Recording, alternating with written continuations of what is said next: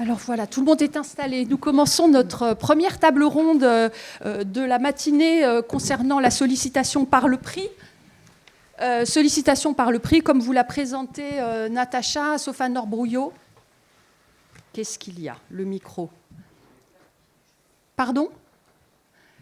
Pourquoi? Il faut que je sois plus près du micro?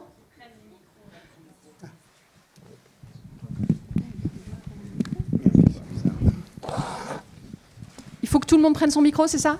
Ah, bah, voilà, chacun a son micro, c'est parfait, c'est beau. Voilà, ça c'est les aléas du streaming. Alors, donc, ça n'a rien à voir, mais c'est pas grave. La sollicitation par le prix. Première table ronde, la sollicitation par un prix réduit. C'est là, comme nous vous le disions tout à l'heure, un des premiers moteurs d'attractivité pour les consommateurs, attirés par un prix bas, avec parfois une course au prix bas que certains ont pu dénoncer. L'objectif de cette première table ronde sur les annonces de réduction de prix est de pouvoir discuter d'un texte qui a été modifié récemment par notamment une directive européenne sur laquelle nous allons revenir et qui fait l'objet de nombreux débats texte à peine arrivé. Alors pour pouvoir discuter de cette thématique sur les annonces de réduction de prix, je suis ravie d'accueillir nos grands spécialistes de la question. Alors évidemment, Marie-Paule Benassi et Philippe Guillermin pour discuter des propositions et des pistes d'amélioration que nous allons leur proposer, mais également trois partenaires de la chaire, deux directeurs de fédération, Alain Souillot qui est directeur juridique de la Fédération du commerce coopératif et associé et qui peut représenter ici, je pense qu'on peut dire la grande distribution, notamment. Marc Lolivier, qui est directeur général de la Fédération du e-commerce et de la vente à distance, et Cédric Musso, qui représente l'association UFC Que Choisir. Alors, les annonces de réduction de prix a fait l'objet d'une modification récemment, il y a très peu de temps, par l'introduction d'un nouvel article dans une nouvelle directive, l'article 6 bis, souvent ce terme reviendra dans nos discussions. L'article 6 bis, qui est un article qui a été introduit dans une directive sur le prix, la directive de 1998, et cette introduction a été faite par la directive de 2019-2161, dite Omnibus. Au niveau national, cette directive ou cet article 6 bis a été transposé dans l'article L112-1-1 sur lequel on reviendra par la suite du Code de la consommation dans la partie relative à l'information sur le prix.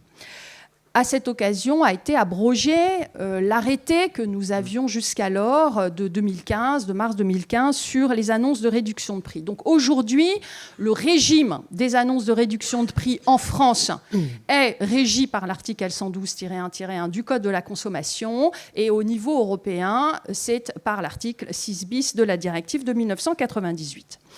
Alors, pour discuter de ce thème très riche des annonces de réduction de prix, et je pense qu'on pourrait quasiment y passer la journée, mais nous n'allons pas le faire, nous avons décidé d'accentuer sur deux points qui nous paraissent importants dans le cadre de nos discussions, même si certains aspects pourraient aussi être abordés, mais qui nous paraissent moins essentiels.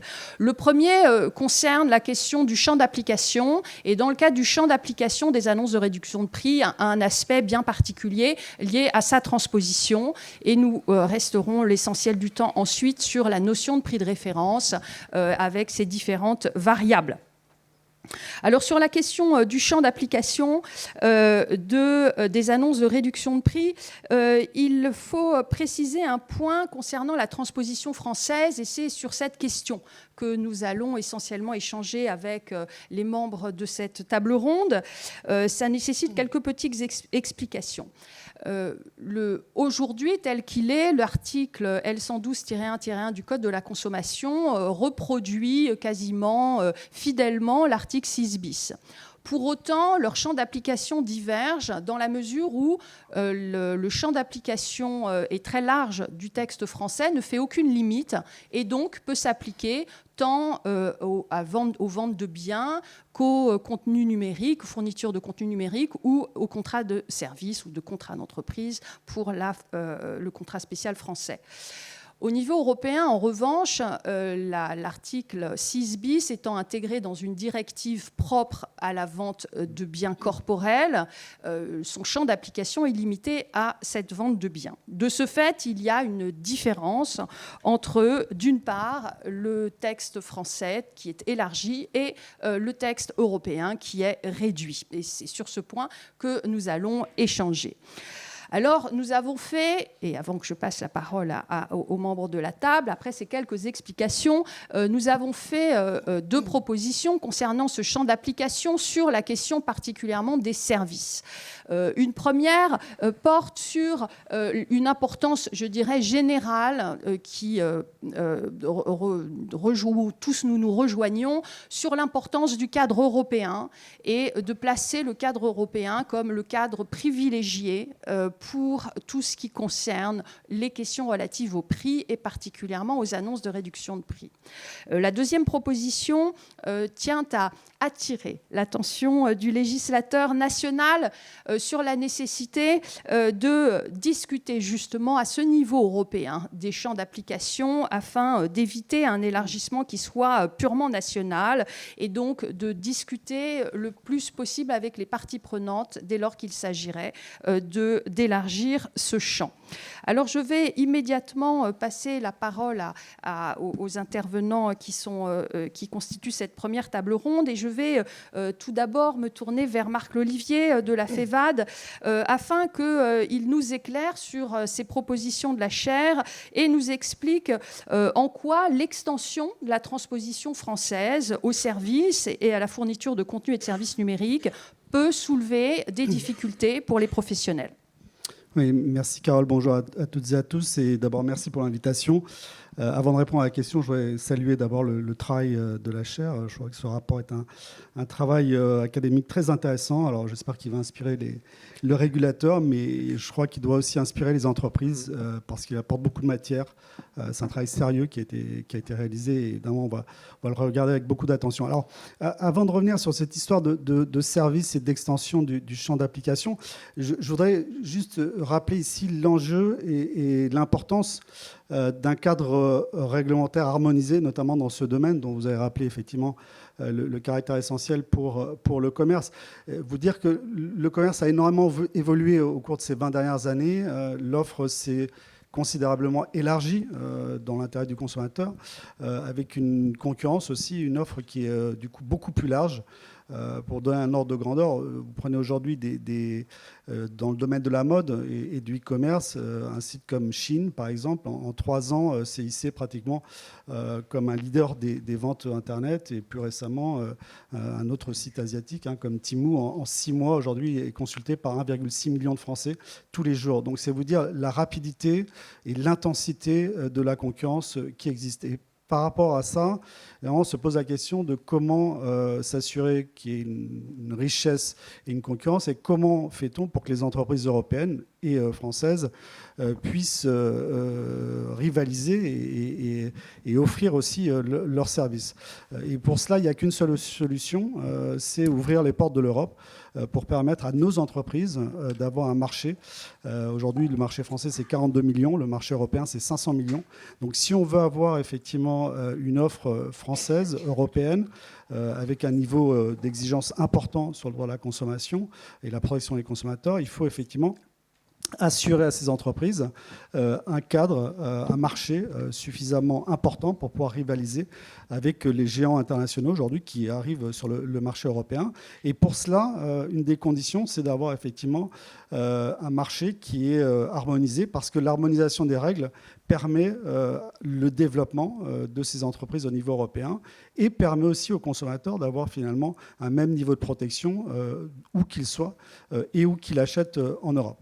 Donc partant de là, c'est vrai que vous avez dit, Carole, tout à l'heure, que la réglementation est de plus en plus européenne. Pour nous, elle ne l'est pas assez, elle doit l'être encore plus, parce qu'encore une fois, c'est une question qui est tout à fait essentielle, à la fois pour les entreprises européennes, en termes de souveraineté, je pense que c'est important, de compétitivité de ces entreprises, mais également pour les consommateurs. Alors, j'en viens maintenant au sujet qui est effectivement cette réglementation européenne. On parle là de la directive Omnibus, dont l'objectif était justement d'accélérer, d'accroître cette harmonisation. Et là, effectivement, il y a un sujet qui est son champ d'application, puisque en France, effectivement, l'adaptation, enfin la transposition de cette directive dans le cadre d'ordonnance a décidé ou a étendu un peu par accident, on y reviendra, du fait d'une définition, le champ d'application de cette réglementation, donc sur les prix au service. Alors nous n'y sommes pas favorables, au moins pour 5 raisons. La première, c'est que ça n'est pas prévu par la directive sur les indications de prix, qui vise très clairement les produits et donc non pas les services, qu'on est donc sur une exception à cette directive donc, qui tombe dans le cadre de PCD, et PCD étant une directive d'harmonisation maximale, il n'y a donc pas lieu effectivement de surtransposer. Donc là, on est sur 2 arguments juridiques. On a un troisième argument qui est que les entreprises françaises qui sont soumises à cette réglementation donc, doivent adapter leur offre en fonction des pays. Donc là, j'en viens à mon point précédent. Vous savez qu'il y a 27 États. Il y a, je crois, 4 États qui ont décidé d'étendre au service. La France, la Pologne, le Portugal et la Suède, avec d'ailleurs des champs d'application un peu différents. Donc c'est vrai que c'est un problème pour les entreprises françaises qui doivent adapter leur offre à chacun des pays. Ces entreprises françaises sont par ailleurs soumises à une concurrence d'entreprises qui sont soumises à des législations différentes. Donc là, on s'écarte vraiment du projet initial. Donc une distorsion de concurrence. Et puis le dernier point, c'est de savoir si finalement cette réglementation sur les prix de 30 derniers jours est vraiment adaptée aux services, notamment à certains types de services. Je pense à tout ce qui est voyage. Vous savez qu'il y a une fluctuation des prix qui est importante, notamment en fonction du remplissage dans le transport, par exemple, ce qu'on appelle le yield management. Et donc, est-ce que cette règle des 30 jours est vraiment adaptée à tout l'ensemble des services ? Je pense aussi, par exemple, services aux offres de streaming. Je pense que le sujet peut être débattu, mais je pense en revanche qu'il est essentiel qu'il le soit au niveau européen et pas au niveau national. Et je pense que de ce point de vue-là, effectivement, il serait tout à fait souhaitable que les États se mettent d'accord pour trouver une position commune. Merci Marc. Est-ce que Alain Souillot, vous avez quelque chose à ajouter sur l'impact sur les entreprises françaises ? Alors, du coup, Marc a dit beaucoup de choses, donc je ne vais pas redire ce qui a été très bien dit. Juste évoquer que dans cette affaire, on n'a pas beaucoup parlé, mais c'était l'article 6 bis à l'origine, la base de toute la question. Et il y a vraiment eu un vrai travail de consensus au niveau européen avec la Commission européenne, au niveau français avec la DGCCRF, avec les entreprises, avec les différentes parties prenantes. Il y a eu les orientations européennes qui étaient très claires, qui ont permis de décanter un petit peu les problèmes qui sortaient de l'article 6 bis. Ensuite, les FAQ de la DGCCRF qui étaient aussi là pour ça. Donc, il y a un vrai travail de consensus. Donc ça, c'était quand même appréciable et c'était pour ça que je souhaitais le souligner. Ensuite, je suis totalement en phase avec ce qu'a évoqué Marc. La difficulté qui est apparue, c'était cette extension aux services dans la transposition française par rapport aux orientations européennes qui ne prévoyaient pas. Et un élément aussi, peut-être, c'est de voir que même si le principe même d'apporter un cadre aux annonces de réduction de prix en matière de services en soi peut être totalement légitime, mais peut-être qu'il faut se poser la question de est-ce que c'est possible de prévoir le même cadre pour les produits et pour les services, où on est vraiment dans des univers très différents. On parle de produits périssables, on parle de stock, donc c'est des choses qui sont spécifiques à un bien matériel. Et dans les services, on s'aperçoit qu'il y a des logiques complètement différentes. Par exemple, en ce moment, si on parle des stations de sport d'hiver, vous allez louer les skis. En fait, la notion de temps, elle est très différente, puisque là, on va prendre en compte les périodes creuses, on va prendre en compte est-ce qu'il y a des réservations, est-ce qu'il y a de la neige, on peut avoir des remises qui augmentent ou qui baissent d'une semaine sur l'autre selon les périodes. Donc, on n'est plus du tout dans une logique de 30 derniers jours. Et donc il y a peut-être besoin d'adapter par rapport à la spécificité des services et une réglementation d'encadrement. Voilà. Merci. Cédric Musso, pourriez-vous expliquer également votre position par rapport à cette extension et si vous estimez qu'elle est nécessaire et au niveau national ou au niveau européen? Alors c'est parti, bonjour à tous. Donc vous allez entendre la première voix dissonante de cette table ronde.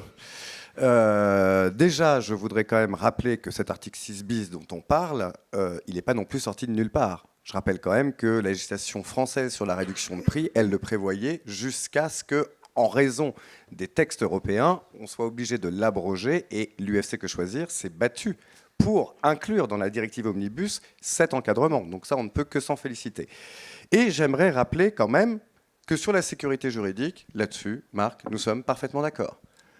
Mais pour que la sécurité juridique soit optimale, encore faut-il que le champ d'application soit le plus large possible. Puisque l'objectif, c'est quand même que, là je fais référence à Jean Calais-Aulois, le droit de la consommation soit aussi clair que le code de la route.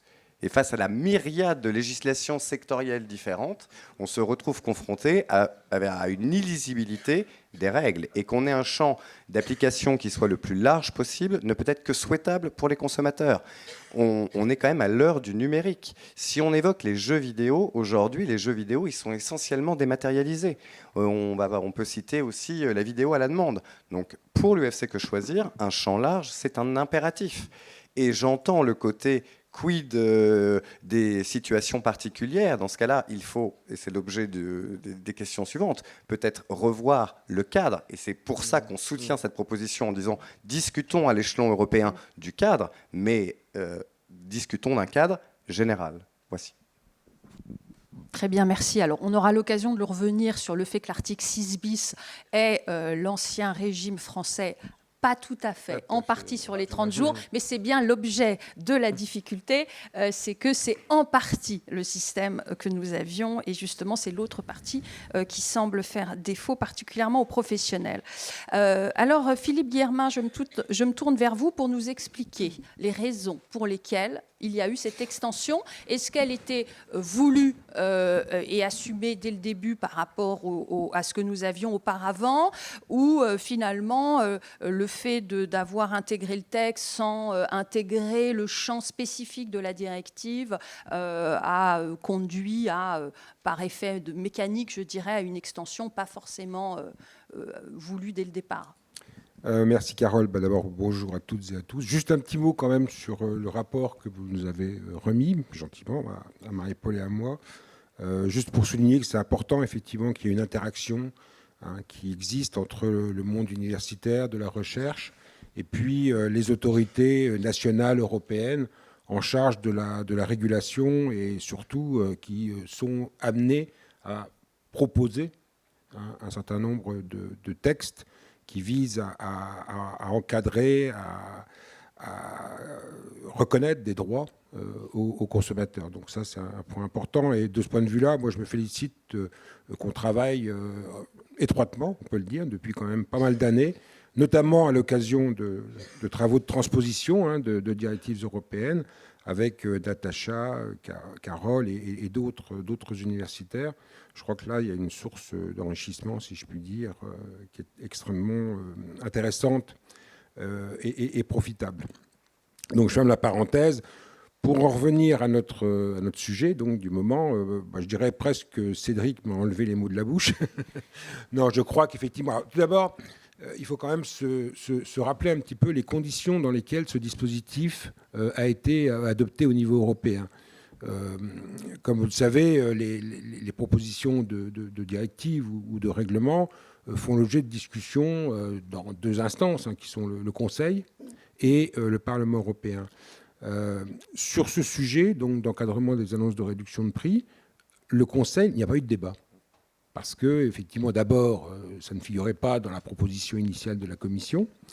Et au Conseil, le sujet n'a pas été mis sur la table, tout simplement parce que, comme cela a été rappelé, en France, on avait un dispositif d'encadrement des annonces de réduction de prix qui était très ancien, ça remonte à 1977. Donc, vous voyez, donc c'est quand même une problématique qui n'est pas nouvelle pour nous, qui n'est pas nouvelle pour nous, et surtout, ça participait quand même de la nécessité, ou en tout cas du souci des autorités nationales, du gouvernement, des pouvoirs publics, de lutter contre ce qu'on appelle les faux rabais, et qui, quand même, dans un certain nombre de secteurs d'activité, sont une véritable problématique.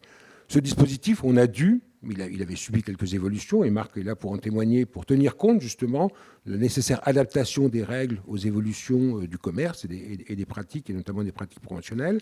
Mais ce dispositif, on a dû effectivement le mettre entre parenthèses avant de l'abroger définitivement, pour tenir compte de la jurisprudence de la CJUE qui considérait qu'on ne pouvait pas maintenir un dispositif national dès lors que celui-ci n'était pas prévu par le droit européen d'harmonisation totale avec la directive sur les pratiques commerciales déloyales. Soit dit en passant, moi je me souviens parfaitement que tout ce qui était opération promotionnelle devait faire l'objet d'un cadre européen spécifique qui n'a jamais vu le jour. Et c'est pour ça que cette directive sur les pratiques commerciales déloyales est devenue le cadre unique, si je puis dire, de référence pour l'encadrement et l'interdiction des pratiques commerciales, y compris promotionnelles. Mais il y avait quand même, à la base, quand même une faille, si je puis dire, puisque, comme je le disais, il était prévu qu'au niveau européen, il y ait quelque chose pour encadrer les opérations promotionnelles. Et alors, ce dispositif d'encadrement des annonces de réduction de prix, il est venu en fait du Parlement européen, qui, effectivement, avait amendé la proposition de directive. Et lorsqu'il s'agit d'entamer les trilogues, ce qu'on appelle, entre le Conseil et le Parlement européen s'est montré inflexible sur ce point, en considérant qu'il fallait absolument qu'on encadre les annonces de réduction de prix, et effectivement un encadrement qui s'inspirait assez largement de ce qu'on connaissait en droit national. Bon. Alors le choix qui a été fait par le gouvernement français, effectivement, ça a été, et le législateur, ça a été effectivement d'avoir un champ large qui, quelque part, correspond avec le système qu'on avait antérieurement, qui ne distinguait pas entre produits et services. Et donc c'est vrai que, de ce point de vue-là, il y a eu cette inspiration, si je puis dire, du modèle, enfin en tout cas du cadre qu'on avait jusqu'en 2015. Après, il y a un choix de cohérence aussi. On peut avoir quand même, j'entends ce qui a été dit sur la spécificité des services par rapport aux produits, il n'y a aucun problème, mais le souci, c'est qu'on peut avoir quand même des offres promotionnelles qui portent à la fois sur des produits, mais aussi sur des services. Prenez par exemple le secteur de la cuisine équipée, par exemple. Vous pouvez très bien avoir une promotion sur les équipements qui composent cette cuisine équipée, mais également sur le service qui est proposé aux consommateurs, qu'il s'agisse de l'installation ou de la livraison. Et c'est quand même un petit peu paradoxal, si vous voulez, d'avoir un dispositif qui n'encadrerait que les annonces de réduction de prix portant sur les produits et non pas sur les services, alors que les services pourraient faire l'objet, effectivement, d'une offre promotionnelle qui se présenterait sous la forme d'une réduction du prix ou du coût de l'installation ou de la livraison. Et par ailleurs, on a aussi choisi, effectivement, d'y intégrer le numérique. Et là, c'est un petit peu paradoxal, parce que autant au niveau européen, justement, on a fait en sorte que le droit de la consommation intègre de plus en plus cette dimension numérique, notamment avec les directives sur la garantie des biens, la vente des biens et les contrats portant sur la fourniture de contenu et de services numériques. Mais la directive Omnibus aussi a pris en compte cette spécificité, si je puis dire, du numérique pour l'intégrer dans les règles de protection et d'information des consommateurs. Et c'est un peu paradoxal qu'effectivement, sur ce sujet des annonces de réduction de prix, alors que, comme le rappelait Cédric, ça concerne aussi le numérique, il y ait cette exclusion, entre guillemets. Exclusion, d'ailleurs, on peut se demander si elle a été vraiment délibérée. Parce que moi, je me souviens très bien que la proposition du Parlement européen, initialement, elle devait se trouver dans la directive PCD, qui, elle, est d'application générale. Et un petit peu bizarrement, ça s'est effectivement retrouvé dans la directive de 98 qui, effectivement, ne concerne que l'information sur les prix des produits. Donc c'est vrai que le gouvernement, les autorités nationales ont choisi d'appliquer ce dispositif de manière très large et d'aller au-delà du domaine coordonné par la directive de 98. Oui, merci. Alors, Marie-Paule Benassi, je me tourne maintenant vers vous avec deux petites questions qui viennent d'être très, très bien déjà introduites par Philippe Guillermin. D'une part, pourquoi cette limitation? Est-ce qu'elle est voulue, une volonté d'exclure les services, ou alors c'est un effet mécanique de l'introduction du choix de la directive de 98? Et deuxième question, pourquoi l'exclusion de ce fait du numérique? Alors, les services numériques, on pourrait discuter en se disant que les services, qu'ils soient numériques ou non, ça peut être un petit peu à part. Mais par exemple, les fournitures de contenu numérique, l'achat d'un film par téléchargement, par exemple, qui ferait l'objet d'une promotion, pourquoi l'exclure dans ce cas du champ des annonces de réduction de prix? Donc, est-ce que là aussi c'est volontaire ou c'est l'effet mécanique de la directive? Bonjour à tous les participants. Merci pour cette invitation. Et comme Philippe, je voudrais juste souligner à quel point, au niveau européen, nous pensons que c'est important qu'il y ait des chaires du droit de la consommation dans tous les États membres.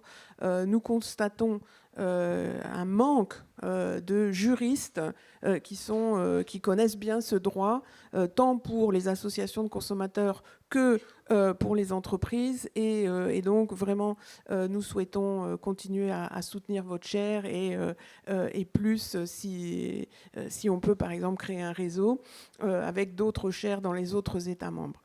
Et votre travail vient vraiment à point parce que l'année prochaine, nous allons publier deux très importants documents. Le premier, ça sera l'évaluation de la directive Omnibus, qui, bien évidemment, va regarder en détail tous les changements qui ont été apportés par cette directive aux différentes autres directives, et notamment ce problème des prix. L'autre initiative que nous sommes en train de terminer, c'est une grande étude sur...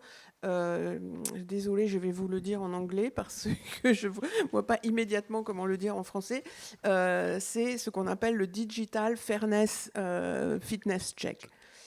C'est-à-dire qu'on est en train d'examiner à quel point les directives de protection des consommateurs sont adaptées au marché numérique, mais vraiment dans un champ très large des marchés numériques. Et si les développements récents, comme la directive Omnibus, mais aussi, par exemple, la législation sur les services numériques, DSA en anglais, ont apporté suffisamment d'améliorations pour prendre en compte vraiment toutes les pratiques commerciales déloyales et autres pratiques illégales qui se passent dans les marchés numériques, ou pas. Et cette évaluation, donc ces deux évaluations devraient être publiées vers le mois de mai-juin l'année prochaine. Moment tout à fait opportun pour examiner vos propositions, parce que l'idée, ce serait de proposer une législation complémentaire à la prochaine commission. Comme vous savez, les commissions européennes changent tous les 5 ans. Donc la prochaine commission devrait commencer à la fin de l'année 2024 et travailler sur son programme de travail. Et nous voulons être prêts à ce moment-là avec déjà des propositions éventuellement de modification ou d'amélioration ou de clarification des différentes directives en ce qui concerne les marchés numériques. Pour ce qui est la directive Omnibus et le changement de la directive sur les indications de prix, je pense que à ce moment-là, comme c'était une proposition qui arrivait du Parlement européen relativement tardivement dans la négociation de la directive Omnibus, pour clore ces négociations et pouvoir avancer avec les transpositions, il a été jugé plus simple de limiter le champ d'application à la directive sur les indications de prix, c'est-à-dire qui concerne les produits. Cela dit, il y a aussi quand même, et Philippe l'a souligné, la directive sur les pratiques commerciales déloyales qui concerne la présentation des avantages de prix. Et d'une certaine manière, cette directive couvre tous les services. Et il faut quand même comprendre que ce qui est important pour le consommateur, c'est que les réductions de prix qui sont présentées soient quantifiées correctement, que ça représente un véritable avantage de prix. Et dans les marchés numériques, ce qu'on voit maintenant, et y compris lors du Black Friday, je ne sais pas si vous avez essayé d'acheter quelque chose, vous avez regardé ce qui se passe, mais c'est vraiment, vraiment extrêmement compliqué pour les consommateurs de comprendre quelles sont exactement les réductions de prix qui sont proposées, y compris sur des sites français, car moi, étant française, j'ai visité pendant le Black Friday pas mal de sites français, et je vous avoue que c'était, malgré la directive sur les indications de prix, et donc le fameux article 6 bis, je ne pense pas qu'on ait pour l'instant encore assez de clarté sur comment sont faites ces réductions de prix, si elles sont réelles, si ce n'est pas plutôt des comparaisons de prix. Et donc j'aborderai ce sujet après. Oui, Marc. Oui. Non, juste un point de clarification. Et je crois que ce que vient de dire Marie-Paule Benassi est très important. On ne peut pas dire qu'il n'y a pas de... Enfin, évidemment, les progrès sont favorables parce qu'il y a une réglementation sur les annonces de réduction de prix pour les services. Ça, c'est évident. Deux, elle existe, puisqu'on ne peut pas dire que c'est comme si on n'avait pas. Ça vient d'être rappelé. La pratique commerciale déloyale s'applique, est une réglementation. On peut trouver que c'est suffisant, c'est pas suffisant, mais il y a déjà une réglementation sur les services. Troisièmement, je pense qu'effectivement, le vrai sujet est l'harmonisation au niveau européen. Et à partir du moment où vous l'avez dit, il y a une volonté de limiter ça aux produits, alors pour des raisons circonstancielles, sur lesquelles on pourrait revenir. Je pense qu'effectivement, il faut être conscient qu'aujourd'hui, il y a un certain nombre de services qui sont accessibles sans cette réglementation à partir de la France, provenant d'autres pays. Donc il y a vraiment un sujet, et là je voudrais clarifier la position professionnelle, on n'est pas contre une réglementation, on veut simplement une réglementation qui soit harmonisée au niveau européen. Et puis je voudrais juste un dernier point, et je pense qu'il est important, parce que c'est une question quand même, et je pense que ça intéressera tout le monde dans la salle, c'est la question de la production de la norme au niveau européen, la fabrique de la norme. Et c'est vrai que les circonstances dans lesquelles cette disposition, je rappelle qu'on est quand même sur une directive qui a été discutée pendant pratiquement 2 ans, et qu'au moment du trilogue, c'était à la fin, c'était pas dans la proposition de la Commission, c'était pas dans la proposition, la version du Conseil, c'était pas dans la proposition du Parlement, et on arrive à ce trilogue qui est effectivement extrêmement opaque, faut dire les choses comme elles sont, qui débouche sur ce... Et là, je pense, c'est indiqué dans le rapport, il y a quand même un petit peu les causes de cette incertitude, elles proviennent aussi de là. Je pense qu'il faudrait quand même réfléchir au niveau européen sur la production de la norme pour faire en sorte effectivement qu'on n'arrive pas sur des dispositions aussi importantes qui arrivent en trilogue sans avoir fait l'objet d'un débat avec l'ensemble des partis, le Conseil, le Parlement, la Commission et la concertation avec les parties prenantes. Très bien, merci. Alors, je ne sais pas s'il y a des questions dans la salle avant que nous passions. Je jette un œil rapide avant que nous passions au thème suivant. Le thème suivant, oui, qui a déjà été admirablement introduit par Marie-Paule Benassi, qui nous retiendra pour la fin de cette table ronde sur la question de l'encadrement du prix de référence. Alors l'encadrement du prix de référence est une question en fait un petit peu compliquée dans la mesure où il faut y joindre là aussi et le texte européen, le fameux article 6 bis et la transposition française. Il faut partir de l'article du Code de la consommation, l'article L112-1-1. Premièrement, la première partie du texte du Code de la consommation reprend l'article 6 bis. Et nous allons rester un petit moment sur ce premièrement avant de voir le deuxièmement. Alors ce premièrement de l'article L112-1-1, donc qui est la transposition de l'article 6 bis, considère que le prix de référence qui doit être indiqué dans le cadre d'une annonce de réduction de prix est le prix le plus bas pratiqué les 30 derniers jours. Seul ce prix est présenté comme un prix de référence possible et donc il y a une exclusivité dans le cadre des annonces de réduction de prix du prix le pratiqué le plus bas les 30 derniers jours comme pouvant constituer ce prix de référence à la différence de textes nationaux que nous avions pu avoir par le passé pour lequel ce prix de référence était l'un des prix de référence possibles. Aujourd'hui, ça ne peut être que celui-là. Le fait que ce prix soit exclusivement, ce prix de référence soit exclusivement le prix le plus bas des 30 derniers jours, présente des inconvénients, des insuffisances pour la pratique professionnelle. Et c'est donc d'abord vers eux que je vais me tourner, notamment vers Alain Souillot, pour nous expliquer les raisons pour lesquelles il considère que le prix le plus bas des 30 derniers jours, pourquoi ce prix-là pose davantage de difficultés, pourquoi il est insuffisant à lui seul à pouvoir couvrir les prix de référence que vous souhaiteriez voir reconnus. Alors, il y a beaucoup de choses à dire. Je vais essayer d'être synthétique. Déjà, pour clarifier, je prends la parole au-delà de la grande distribution, au nom du commerce physique en général, des groupements de commerçants indépendants.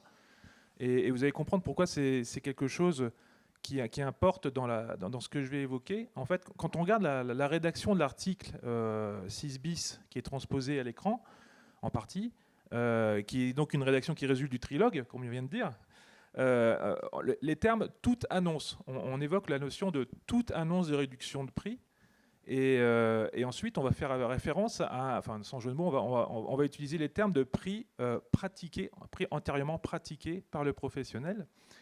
Donc en fait, la notion de toute annonce, ça signifie que on va considérer que l'annonceur, celui qui va communiquer sur l'annonce de réduction de prix, n'est pas forcément le professionnel qui va pratiquer le prix. Donc on peut déjà avoir une dissociation entre l'annonceur et le professionnel qui pratique le prix. Et c'est très clairement le cas dans les réseaux de franchise, les réseaux coopératifs, les réseaux de commerce associés, les réseaux d'indépendants, de distribution sélective en général, où en fait, donc il y a quand même une grande partie du modèle économique du commerce en France notamment, où l'annonceur n'est pas celui qui va pratiquer le prix, puisque ça va être la tête de réseau qui va communiquer au niveau national dans des catalogues sur une opération d'annonce de réduction de prix. Et la difficulté ensuite, c'est la connaissance par l'annonceur du prix qui sera pratiqué antérieurement par le professionnel, qui va donc être le commerçant, le distributeur, le point de vente, quel que soit le secteur d'activité. Et cette difficulté pour l'annonceur à connaître le prix va se retrouver sur la difficulté à communiquer sur une annonce de réduction de ce prix. Et c'est toute la difficulté qui a fait que pendant des années, on a dans les réseaux d'indépendants l'usage très fréquent de communiquer sur des prix conseillés.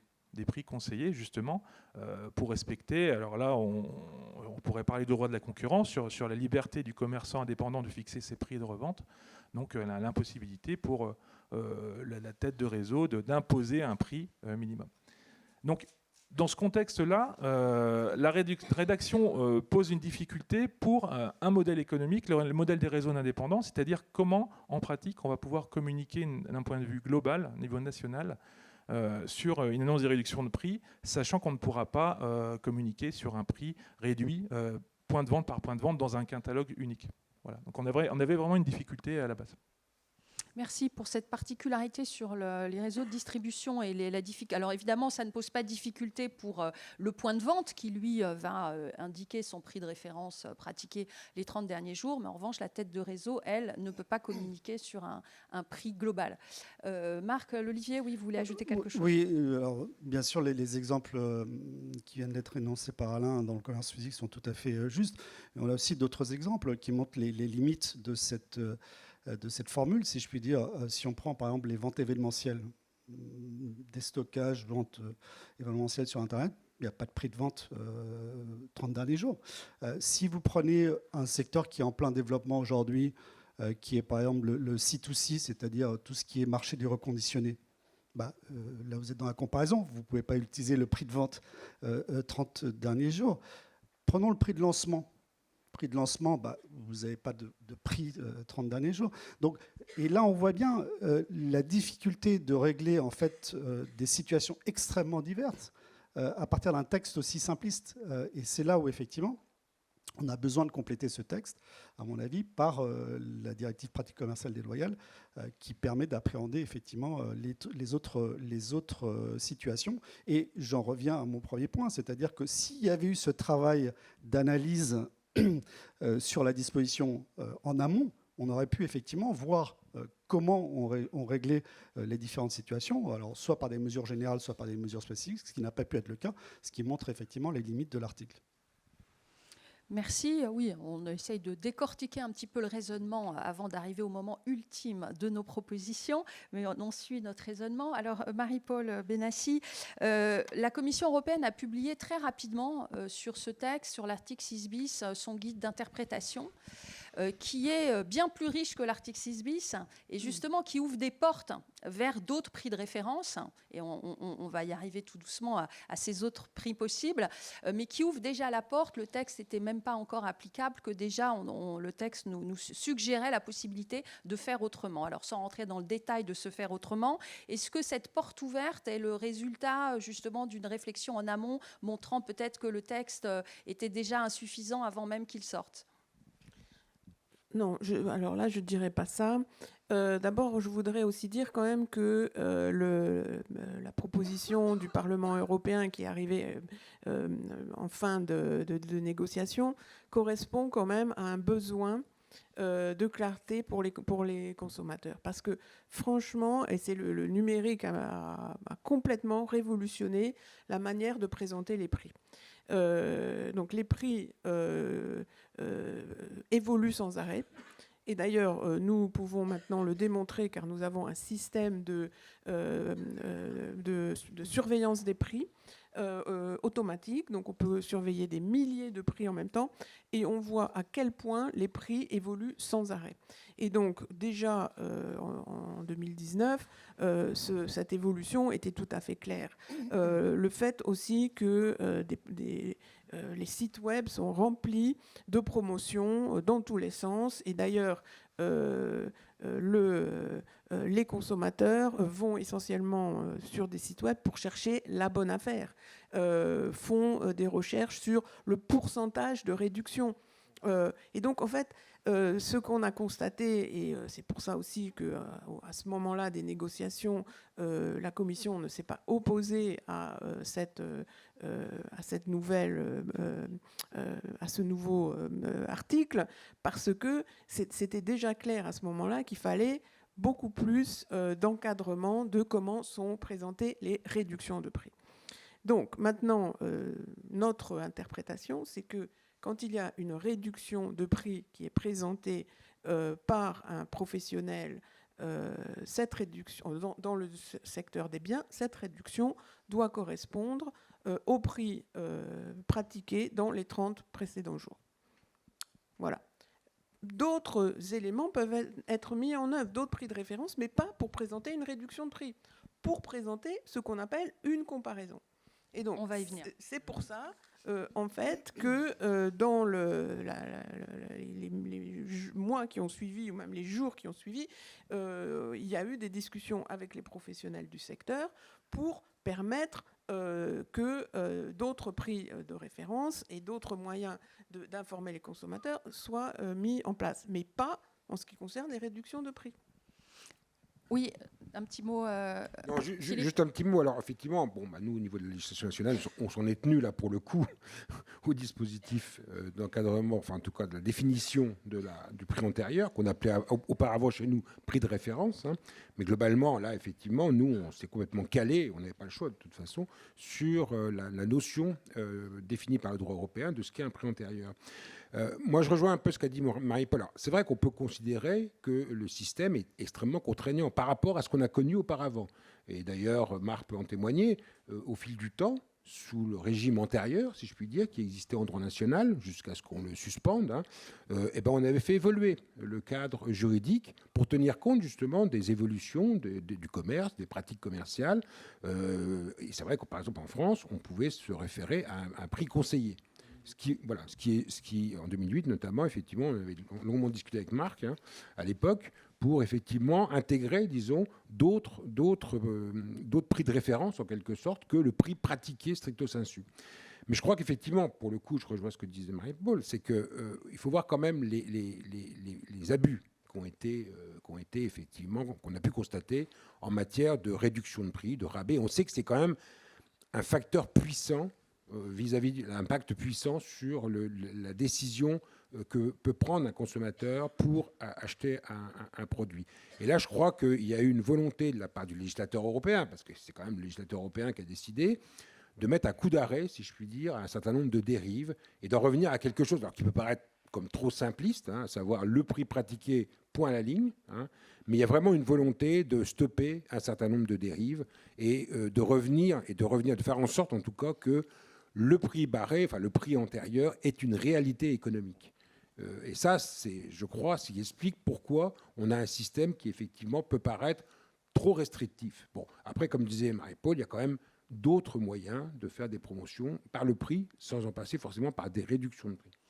Alors, on en arrive justement à cette autre possibilité. Alors, d'un côté, un système très contraignant avec le seul prix pratiqué les 30 derniers jours, mais à côté, la possibilité de faire autrement, qui est la deuxième partie de l'article L112-1-1, la deuxième partie, qui là est la transposition française. L'article 6 bis ne le mentionne pas.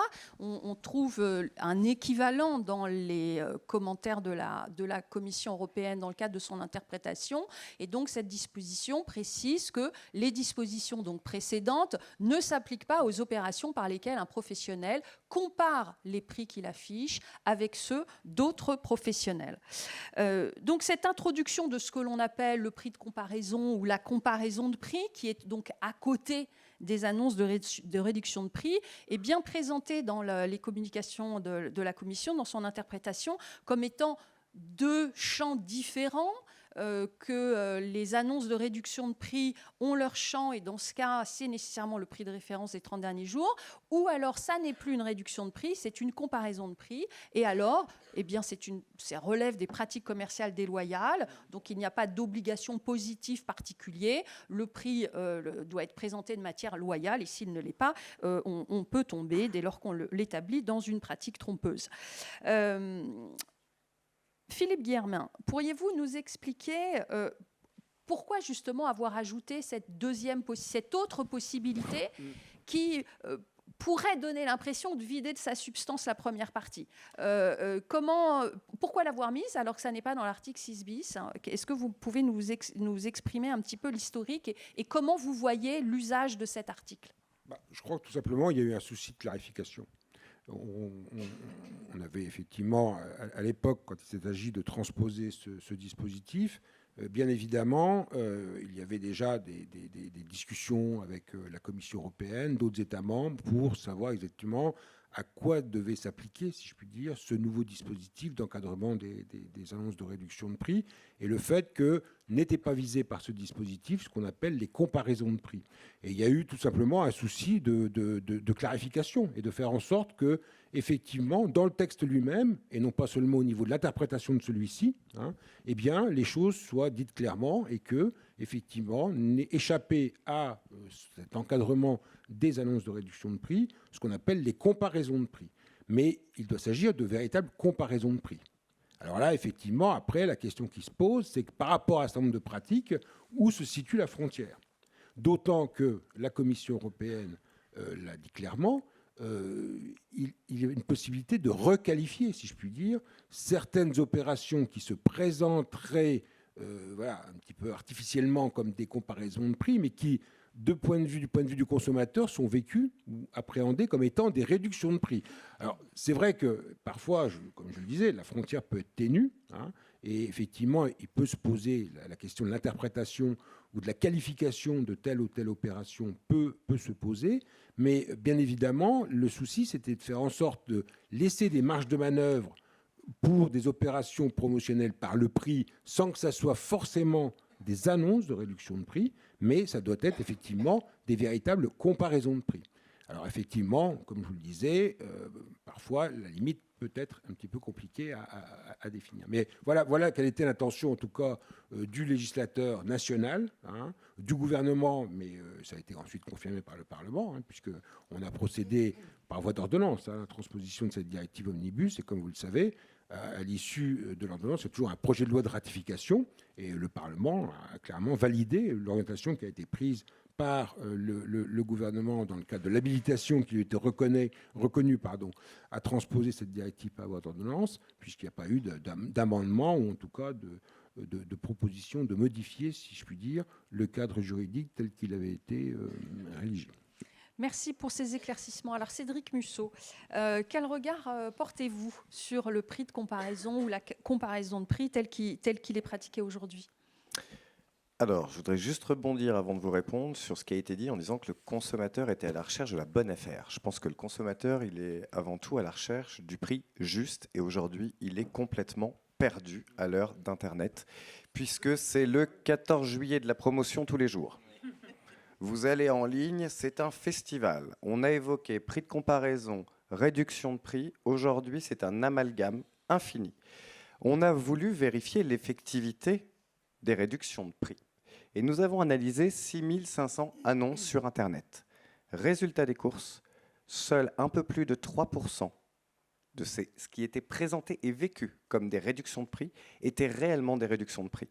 Tout le reste était des prix de comparaison, mais qui avaient l'apparence de la réduction de prix, puisque vous aviez le prix barré en énorme, un pourcentage de réduction mirifique, et en tout petit, ce fameux prix de référence qui était au mieux le prix conseillé, au pire, je cite, l'ancien prix. Ancien prix de qui ? On ne sait pas. Et ce qui ressort également de l'analyse, c'est que quand on est dans une véritable réduction de prix, le pourcentage de réduction annoncé, c'était 6%. Et plus on est sur un prix de référence, un prix de comparaison abscon, peu précis, plus forcément le pourcentage de réduction, il est mirifique. Donc il y a vraiment besoin d'une clarification, d'une rationalisation, parce qu'aujourd'hui, le consommateur qui cherche le juste prix, il n'est pas réellement en mesure de le trouver.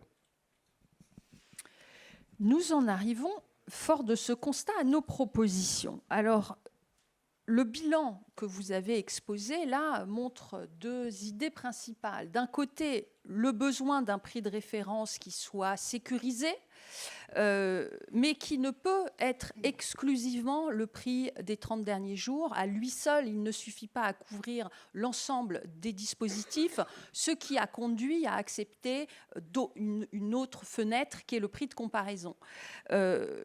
Or, cette ouverture telle qu'elle existe aujourd'hui est une trop grande liberté puisqu'on est dans pratique commerciale déloyale, c'est-à-dire principe de liberté, sauf si on arrive à établir qu'il y a des loyautés, ce qui prend un certain temps et ce qui ne guide pas non plus les professionnels pour essayer de trouver la juste mesure. Donc les consommateurs sont un petit peu perdus, mais il est difficile aussi pour les professionnels de pouvoir s'y retrouver de manière à sécuriser, avoir une certaine sécurité juridique dans leur présentation entre comparaison de prix ou annonce de réduction de prix. De ce fait, nous avons essayé de trouver un juste milieu, c'est beaucoup dire, mais en tout cas, plusieurs propositions pour essayer, dans le cadre de pistes d'amélioration, d'essayer de faire des propositions. Alors, que je vais juste vous expliquer, on va en parler ensemble. Alors c'est pas très lisible, parce qu'il y en a trois qui sont mentionnés ici. Alors, une première sur laquelle je m'arrêterai moins, mais qui a déjà été un petit peu évoquée, c'est que le régime tel qu'il est aujourd'hui, et vous avez, comme nous vous avons remis le rapport, vous verrez, Philippe, Marie-Paul, les premières pages, vous avez toute la liste des propositions qui sont reportées. Donc, c'est de la 15 à la 17.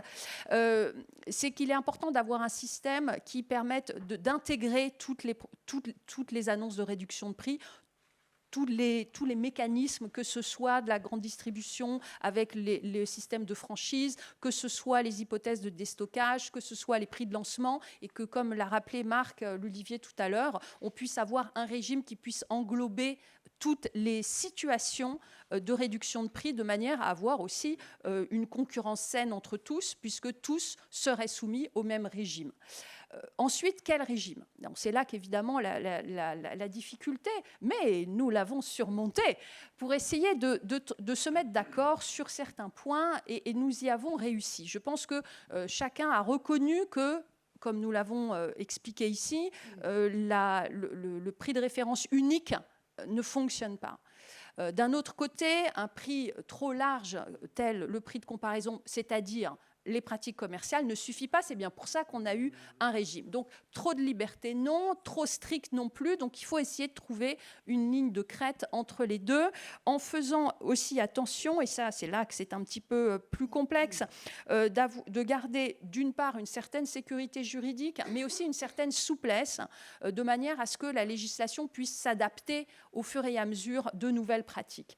Donc, dans le cadre de ce régime, nous avons fait 3 sous-propositions qui sont alternatives et qui se présentent de manière un petit peu crescendo sur le degré de contrainte de la loi. Donc, c'est la 16e proposition, améliorer le régime actuel de manière à sécuriser les prix de référence, tout en conservant une certaine souplesse dans leur détermination. Et donc, pour atteindre ces objectifs, nous proposons 3 solutions, possibilités alternatives sur lesquelles je laisserai Marc-Olivier, Alain Souillot et Cédric Musso dire leur point de vue. La première, qui est on dirait le minimum de contraintes en l'état actuel, serait de laisser perdurer la distinction qui existe aujourd'hui entre annonce de réduction de prix et prix de comparaison, mais en sécurisant le prix de comparaison par l'introduction de critères qui peuvent s'inspirer de la jurisprudence française. Par exemple, la Cour de cassation a déjà émis, dans le cadre des pratiques commerciales déloyales, quelques critères comme la représentativité du prix, son effectivité, par exemple. Donc, on garderait cette dissociation, ça c'est le minimum, mais en sécurisant le prix de comparaison de manière à ce que puisse, et les professionnels puissent savoir exactement à quoi il correspond. Allant un petit peu plus loin dans le degré de contrainte et de refonte, il s'agirait de supprimer cette distinction qui est difficile à mettre en œuvre entre annonce de réduction de prix et comparaison de prix, et donc refondre les deux en un régime unique. Et un régime unique qui pourrait, lui, ne comporter aucun prix désigné, mais il serait désigné, ce prix de référence, par des critères généraux, comme la représentativité, par exemple, sur la réalité du prix. Troisième proposition, où là, c'est la contrainte la plus large, c'est toujours refondre les 2 régimes en un seul, mais dans ce cas, établir une liste de prix de référence qui serait limitativement énumérés par la loi, mais dont la liste serait plus large que, évidemment, l'actuel, et pas que le prix des 30 derniers jours, de manière à pouvoir couvrir l'essentiel des situations. Une fois qu'on a précisé qu'il faut que ce prix de référence corresponde à certains critères, la dernière proposition, pour plus de transparence, nous a amené à considérer qu'il pourrait être positif d'obliger les professionnels à indiquer le prix de référence qu'ils utilisent, comme par exemple aujourd'hui sur le prix de comparaison, on ne sait pas de quel prix il s'agit, et bien de l'imposer positivement. Les interprétations de la Commission le disent, en disant qu'il faut mentionner le prix, mais encore une fois, rien n'est dit dans la loi, ce qui fait qu'il faut passer par pratique commerciale déloyale, ce qui est un petit peu plus compliqué.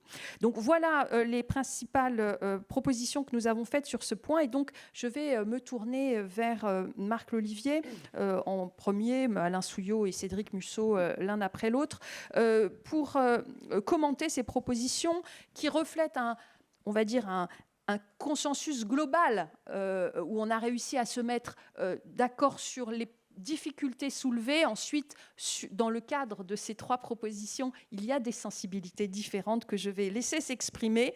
Et pouvez-vous nous expliquer donc en quoi ces propositions sont de nature à prendre en compte les préoccupations que vous représentez aujourd'hui? Marc-Olivier, peut-être en premier. Oui, tout à fait, Carole. Je pense surtout que c'est alors, je ne sais pas si c'est un consensus, en tout cas, c'est le résultat d'un esprit constructif dans lequel, je crois, nous sommes tous plongés pour aboutir, effectivement, pour essayer d'avancer au-delà, effectivement, des divergences qu'il pouvait avoir.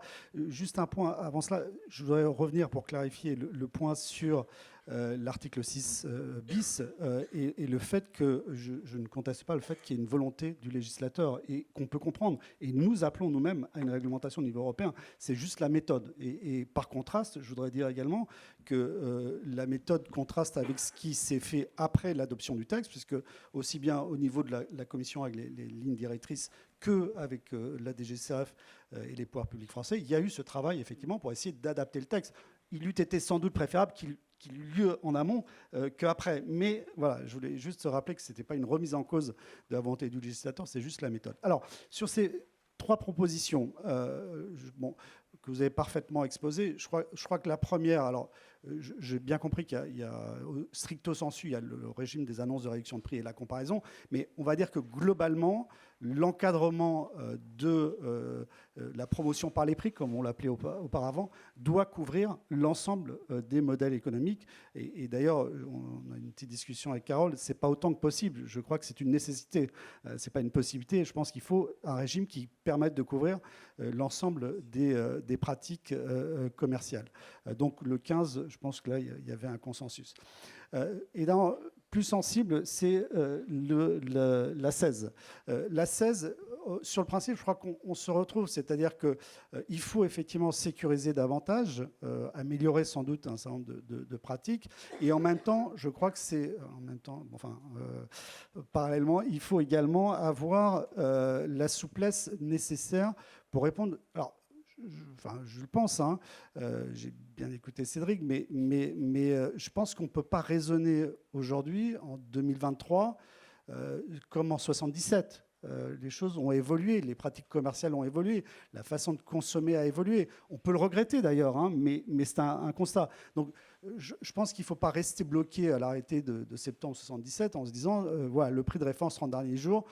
Bon, le prix juste, je laisse à Cédric l'expression. Et je crois qu'il faut quand même accompagner aussi l'évolution des pratiques commerciales. Aujourd'hui, on ne consomme pas du tout comme on consommait avant, même en termes de cette dynamique des prix. On le voit chez les jeunes générations.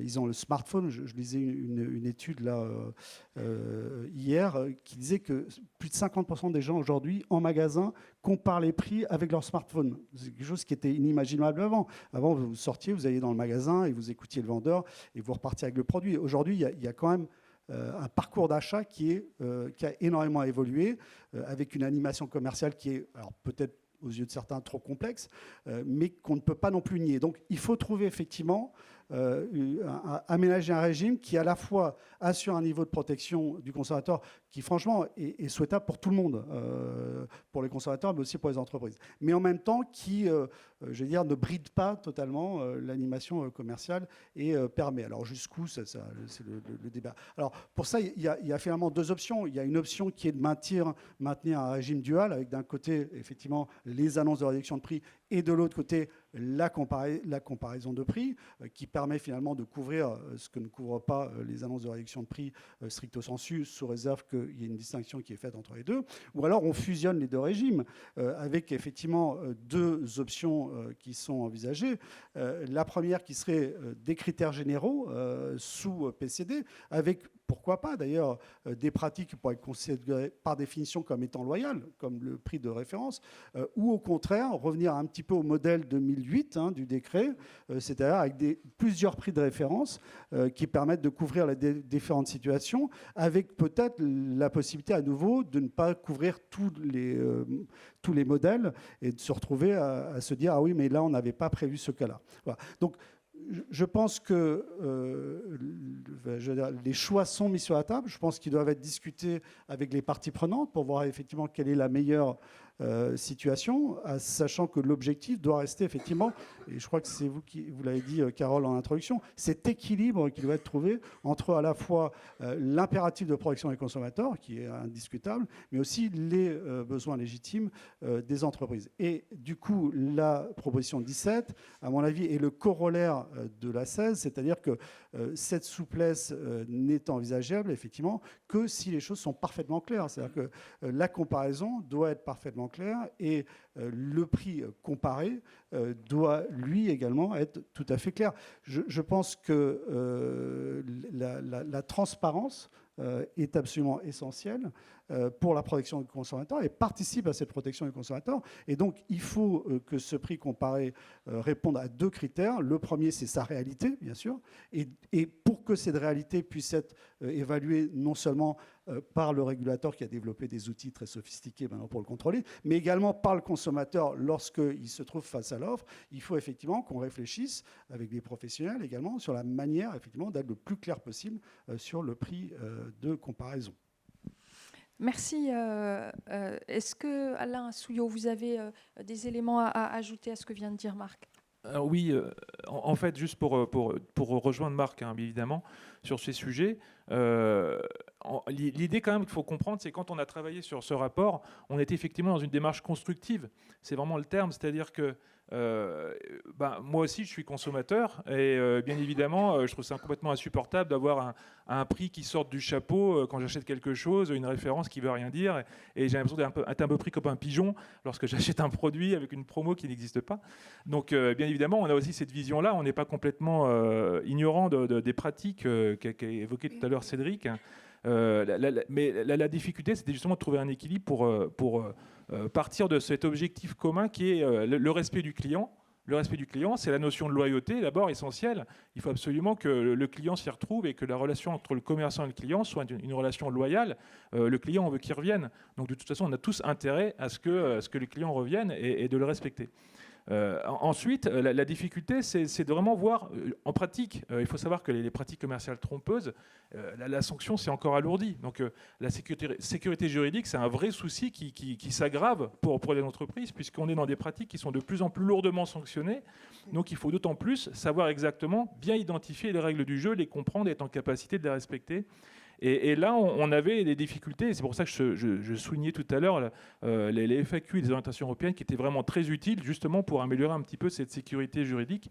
Mais on a encore, à mon avis, du chemin à faire sur ça.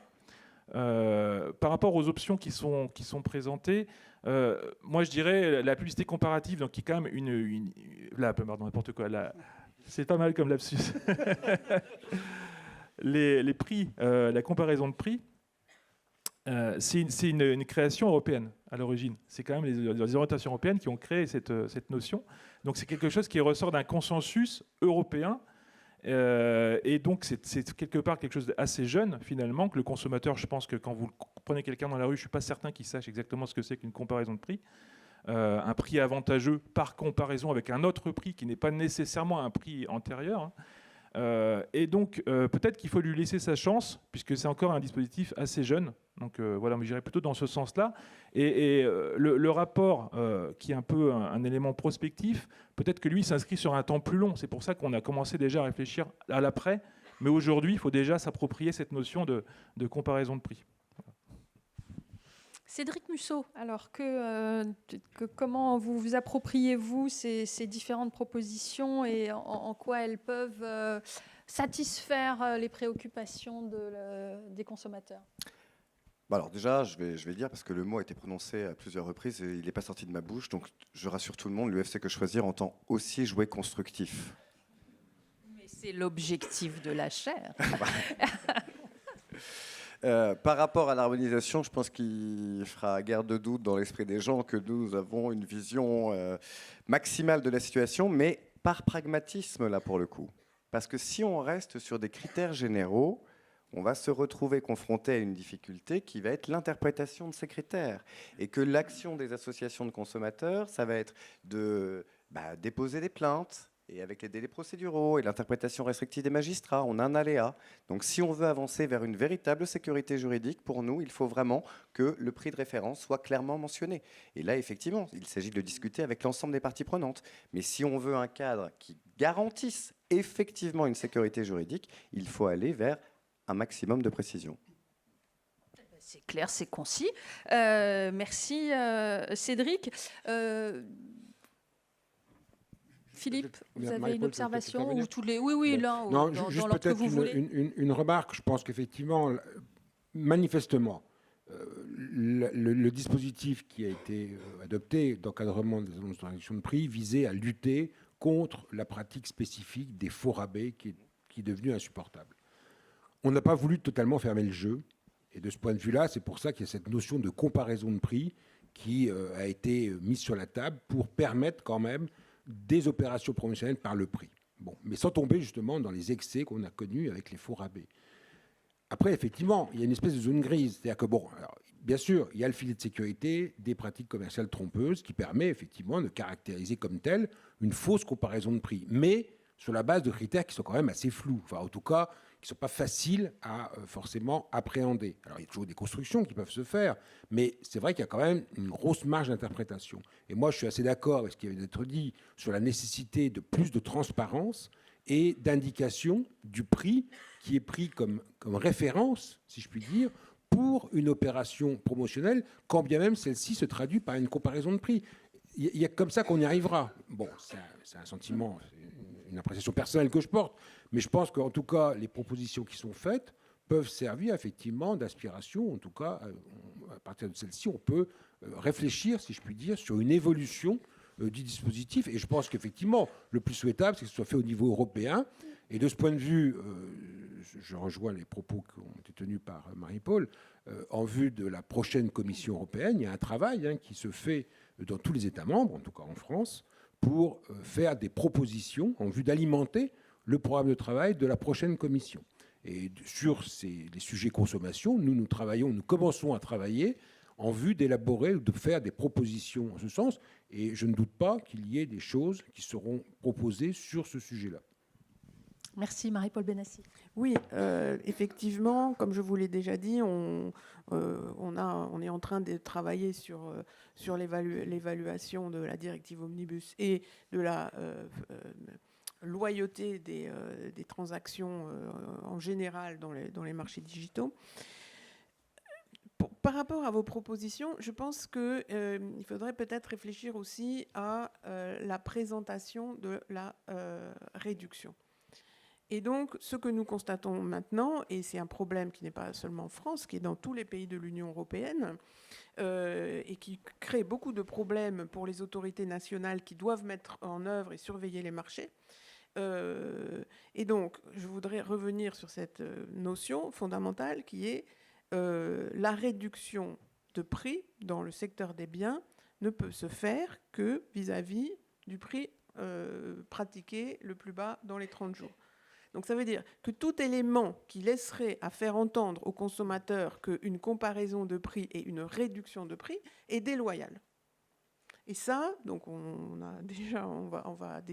est en train de discuter de ça avec les autorités nationales et on pense que c'est nécessaire de le clarifier. On n'a pas besoin d'une nouvelle législation pour le faire. On peut le faire par le biais de, par exemple, une position commune des autorités nationales, ce qui permettra, je pense, déjà d'adresser pas mal de questions et aussi de permettre une bien meilleure concurrence au sein de l'Union européenne, parce que si chaque pays va interpréter d'une manière différente, va avoir des dispositions nationales peut-être un peu plus précises dans certains cas, ça crée la situation qu'on voit aujourd'hui et que vous avez constatée sur la France, c'est-à-dire que le taux de prix qui sont présentés comme étant, le taux de réduction de prix, c'est-à-dire les pourcentages de réduction, dans la plupart des pays, ne sont pas calculés sur les prix précédents, le prix minimal précédent des 30 jours. Ils sont calculés sur tout un tas de bases comparatives très peu claires, avec des termes incompréhensibles. Moi, par exemple, j'ai trouvé l'autre jour dans un site, alors c'est peut-être un problème de traduction, le prix à l'origine. C'est un prix à l'origine. Donc, qui pourrait être le prix antérieur, j'imagine. Alors après, j'ai trouvé dans un autre site web le prix antérieur, mais nulle part c'est marqué. Nulle part. Quoi correspond ce prix antérieur? Donc j'ai parlé avec le chatbot pour lui demander qu'est-ce que c'était que ce prix, parce que comme j'arrivais pas à trouver, il m'a répondu. Que vous a dit l'ordinateur? Il m'a dit c'était le prix original. Bon, ok, d'accord. Pas plus de. Alors du coup, j'ai envoyé un message à Signal Conso. Mais quand même, c'est un peu pas clair. Mais juste pour vous dire, c'est vraiment une très grande confusion. Donc oui, il faut discuter, on va discuter, mais dans l'immédiat, il faudrait quand même que ces directives européennes soient bien mises en œuvre, parce que le temps qu'on discute, le temps qu'on mette en place un nouveau dispositif, le temps qu'il soit transposé, ça va nous faire au minimum 4 ans. Donc, entre-temps, c'est vraiment actuellement une confusion totale pour les consommateurs qui ne peuvent pas se faire une idée du juste prix et qui, du coup, sont très, parce que c'est un biais cognitif bien connu du consommateur, ils vont au pourcentage de réduction. Oui, juste une petite observation. Oui, il y a effectivement le temps long de la modification et un besoin de clarification dont vous parlez à l'instant, effectivement.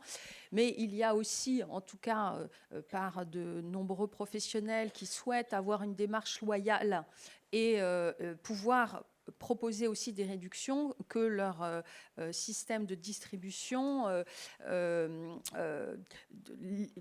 système de distribution leur limite la possibilité d'avoir ce prix de référence des 30 jours. L'insuffisance de ce prix, comme par exemple en matière de distribution, l'impossibilité pour la tête de réseau de pouvoir annoncer de manière globale un prix réduit à lui seul, en fait, ça n'est pas possible dans ce système. Donc, il peut y avoir des hypothèses que vous retrouverez dans le cadre de ce rapport où l'exclusivité de ce prix soulève des difficultés, exclut certains domaines de distribution, qui fait que tout le monde n'est pas au même régime. Et de ce fait, ça contribue aussi au manque de clarté pour le consommateur. Donc, il faudrait que tous puissent être soumis au même régime. Et pour cela, c'est là que la limite du prix des 30 jours est insuffisant. Alors, il faut arriver à trouver un mécanisme à terme, bien sûr. Nous, comme je le disais tout à l'heure, on se place dans un temps un petit peu long parce que les modifications, et surtout au niveau européen, peuvent prendre un certain temps. Mais voilà, nous tenions en tout cas à faire entendre cette voix de la difficulté de ce prix unique de référence qu'il faut ouvrir un peu, mais peut-être pas trop, après discussion, bien évidemment. Oui, Marie-Paul. Une clarification. Je pense qu'il y a le problème principal, c'est la présentation de la réduction. Oui, et c'est sur ça qu'il faut travailler parce que les prix de comparaison sont possibles à partir du moment où c'est tout à fait transparent et où, par exemple, ce que vous venez de dire sur les questions de réduction du prix conseillé, par exemple, par des réseaux, le consommateur est tout à fait capable de comprendre ça. Et généralement, ce genre de promotion ne se fait pas en même temps que la réduction de prix qui est le rabais, le vrai rabais, quoi, en fait. Et donc, il faut actuellement, dans la législation actuelle européenne, c'est possible de le faire, mais ça doit être fait d'une manière qui n'induit pas en erreur le consommateur et le fait penser que c'est une réduction de prix, un rabais, par exemple, pour le Black Friday. Si c'est simplement une évolution des prix conseillés ou des prix catalogues, il faut que ça soit clair pour le consommateur. Merci. Marc, non, vous souhaitez ajouter quelque chose? Non, mais je suis d'accord, sur l'approche européenne qui me semble tout à fait indispensable, et deux, ce que disait Philippe, je pense qu'il y a certainement un besoin de plus de clarté, d'amélioration de la transparence et de l'information, et trouver effectivement le bon équilibre. Je pense que là, pour rester sur un mode constructif, je pense qu'on se retrouve sur le fait qu'effectivement, il faut trouver le bon point d'équilibre, effectivement, entre ces différents aspects qui viennent d'être évoqués. Merci. Alors, on a un petit temps d'échange avec la salle. Si vous avez des questions, le temps d'amener un micro, si des personnes souhaitent poser une question, que ce soit sur ce thème du prix de référence ou le précédent concernant le champ d'application. En attendant, quelques effectivement remarques sur le chat pour les personnes qui nous suivent à distance. Revient en fait deux idées, si je devais les résumer. D'une part, pour aller dans le sens de Marie-Paul Benassi, un besoin de clarté dans la présentation. Ce sont des remarques qui reviennent assez souvent sur la difficulté de savoir quel prix de référence a été choisi et donc dans quel système on se trouve, puisque certains décident de mentionner que c'est le prix des 30 derniers jours, d'autres ne le mettent pas, donc on ne sait pas si on est sur la comparaison ou sur un autre mécanisme. Et puis, d'autre part, certains, j'imagine, professionnels qui insistent sur l'importance de ne pas pénaliser les acteurs qui jouent le jeu de la directive pratique commerciale. Évidemment, ici, on souligne d'une part ceux qui pourraient dévier et avoir des pratiques déloyales, mais on a aussi tous ceux qui souhaitent avoir une pratique loyale et qui ont des difficultés eux-mêmes d'un point de vue de sécurité juridique, à savoir quel est le bon comportement pour ne pas tomber dans l'annonce de réduction de prix, rester dans la comparaison. Est-ce qu'il y a des observations ou des remarques venant de la salle? Oui, monsieur ? Attendez, vous avez le micro qui arrive.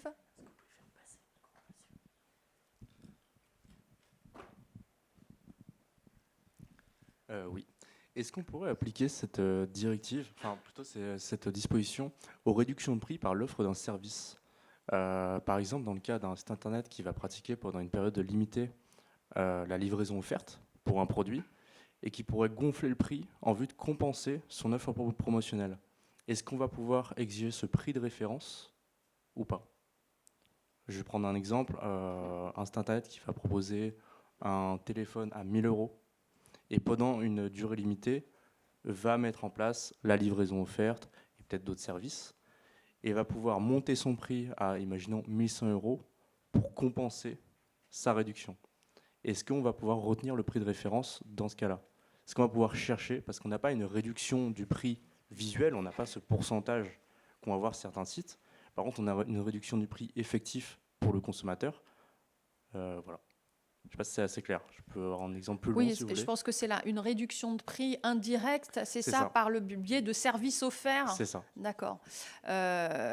Qui serait annoncé comme étant une réduction de prix ou pas? En fait, tout est là, je pense, c'est la façon dont se présente l'offre. Si on la présente comme une offre de réduction de prix, elle porte en fait sur le service. C'est là qu'on en revient peut-être à l'hypothèse de mi-service, mi-produit. Je ne sais pas si l'un d'entre vous souhaite réagir à la question.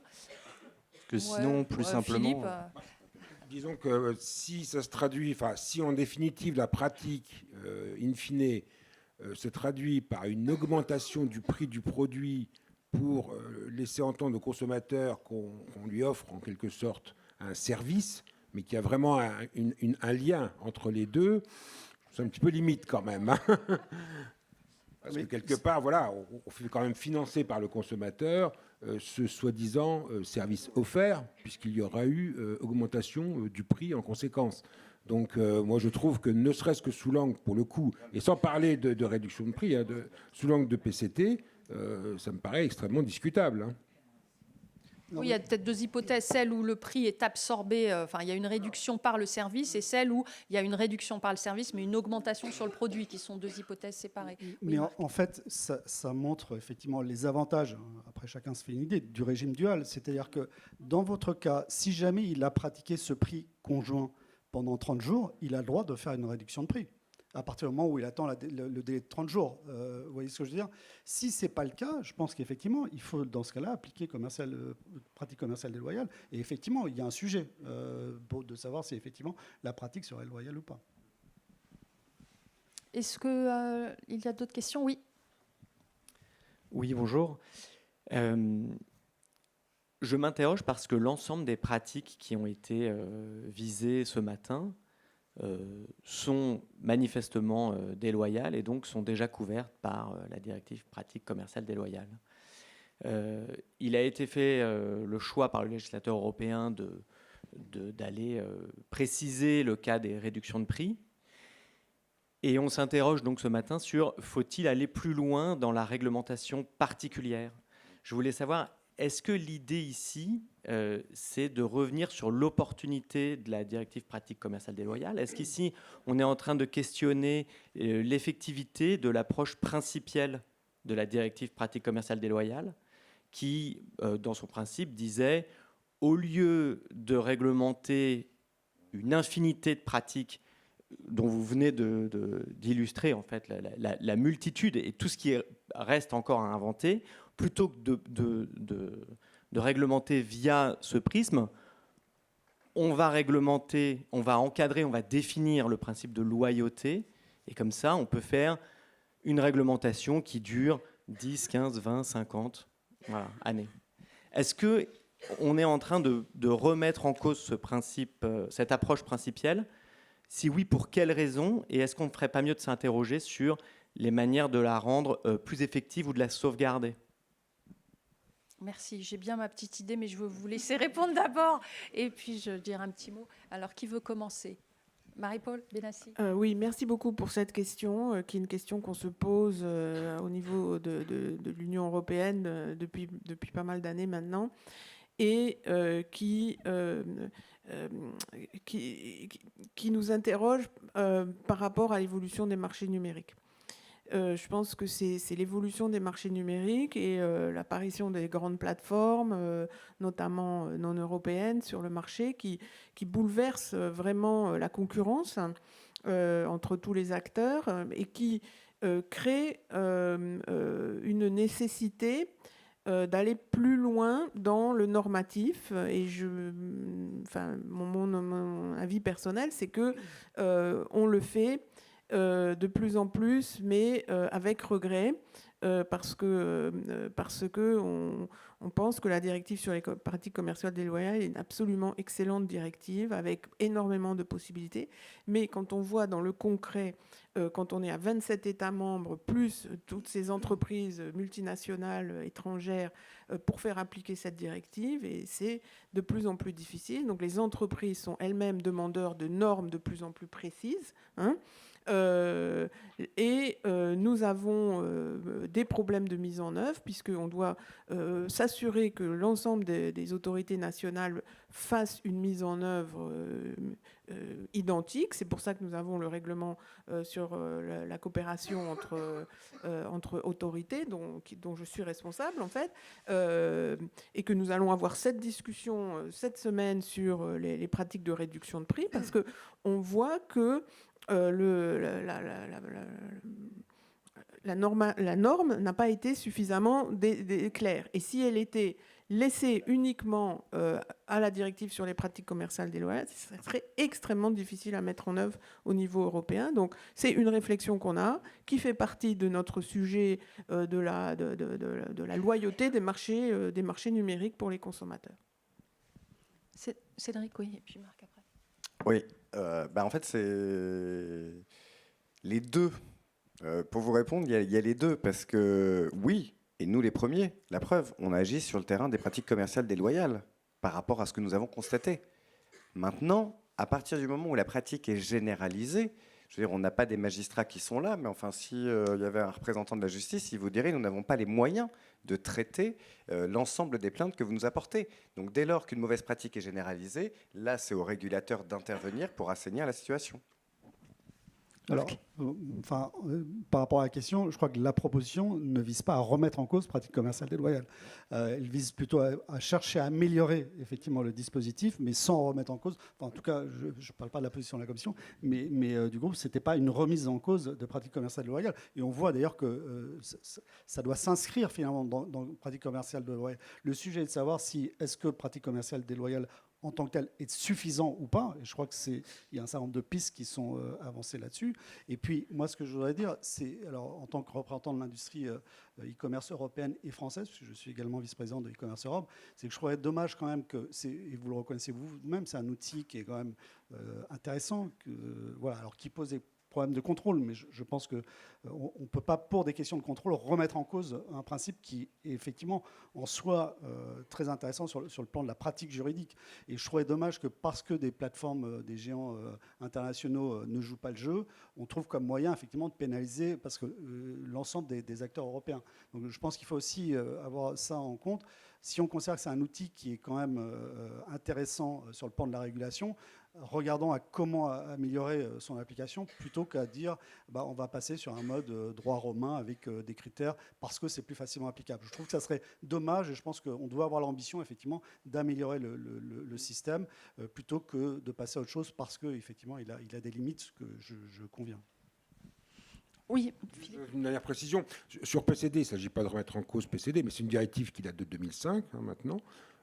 Et on voit bien qu'il y a nécessité parfois d'en préciser un petit peu le périmètre, voire même d'y intégrer, si je puis dire, prendre en considération de nouvelles pratiques. On l'a vu récemment, par exemple, avec la directive Omnibus.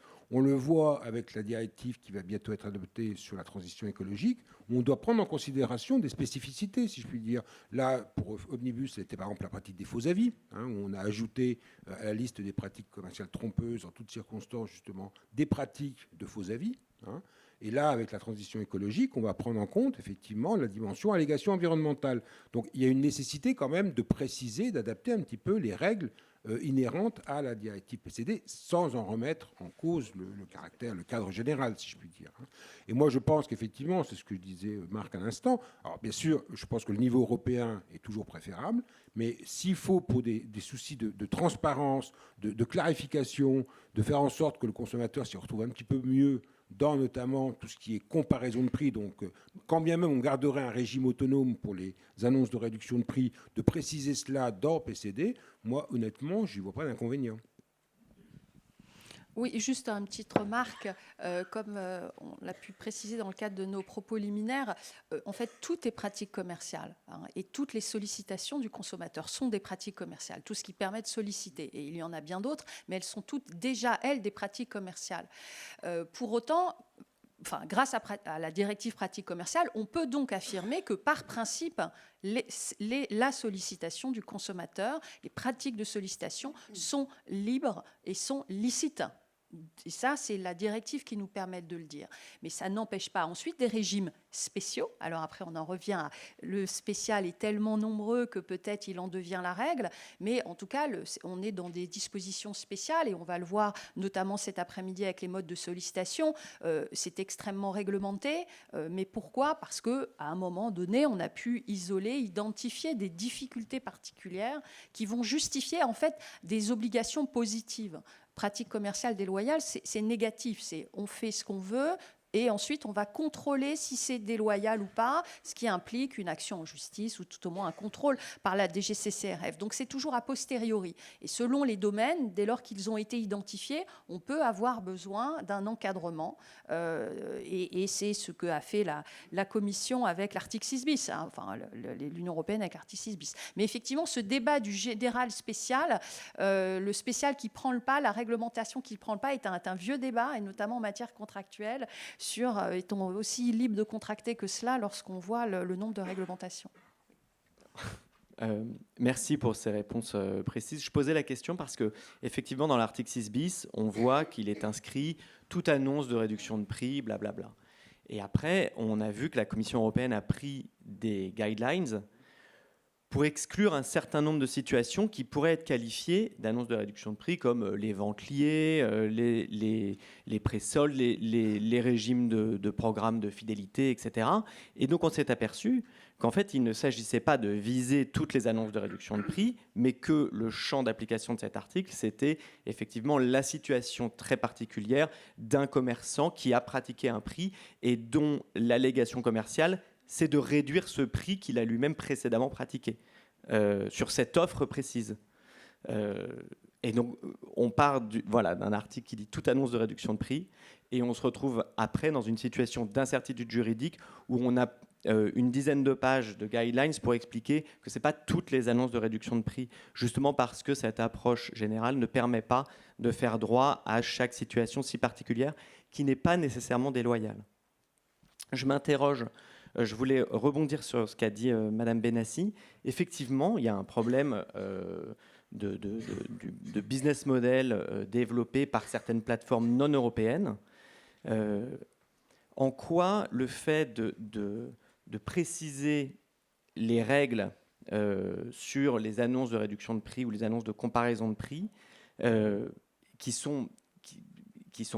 certaines pratiques sont manifestement déloyales. Il n'y a peut-être pas besoin d'aller les définir plus précisément dans le cas des Temu ou de certaines offres qu'on voit sur des plateformes équivalentes. En quoi est-ce que préciser ces règles va faciliter le fait de les faire respecter par ces plateformes étrangères ? Ce sera la dernière question si vous voulez répondre, Marie-Paul, mais on compte sur Philippe et ses équipes pour aller mettre son nez. Oui. Donc on constate que disons les grandes plateformes étrangères prennent un certain temps pour comprendre les règles de l'Union européenne et les appliquer. Mais nous avons maintenant un nouvel outil qui est la législation sur les services numériques, donc le DSA. Dans lequel on peut utiliser ce système pour qualifier, et donc si on a le plus précis possible, on qualifie les pratiques illégales qui sont facilitées par les plateformes. Et donc ces plateformes ne doivent pas permettre des réductions de prix qui ne sont pas basées sur la législation communautaire. Si elles le font par le design de leur système, par exemple, ou qu'elles ne mettent pas en place les mesures nécessaires pour avoir une vérification, je dirais, ou le design, c'est comment on appelle ça, c'est compliance by design, c'est-à-dire que si elles ne mettent pas en place les vérifications nécessaires pour s'assurer qu'il y a un respect des règles, elles peuvent être fautives parce qu'elles n'ont pas rempli leurs obligations dans le DSA. On peut aussi considérer qu'elles n'ont pas rempli leurs obligations dans la directive sur les pratiques commerciales déloyales, leur obligation de diligence professionnelle. Donc on a ces outils-là et que avec le réseau des autorités nationales, nous sommes en train de regarder également. Il y a aussi les très grandes plateformes qui sont pour lesquelles la mise en œuvre se fait directement par la Commission maintenant et qui ont déjà certaines rendu leur assessment des risques, par exemple. Donc, il y a beaucoup plus d'outils maintenant qui sont utilisables, mais plus, disons, les prescriptions seront précises et plus ça sera facile de mettre en œuvre rapidement ces prescriptions. Donc, c'est une évolution des marchés qui va demander ça, mais qui devrait permettre à terme, et on l'espère le plus rapidement possible, une bien meilleure concurrence au sein de l'Union européenne vis-à-vis de tous ces différents opérateurs, et parce que les marchés numériques sont des marchés internationaux. Merci beaucoup. Nous finissons ainsi notre première table ronde. Je remercie tous nos intervenants pour ce début de matinée. Le temps que certains se réinstallent et désinstallent, je vous propose 5 petites minutes et on reprend très rapidement la suite de nos propos.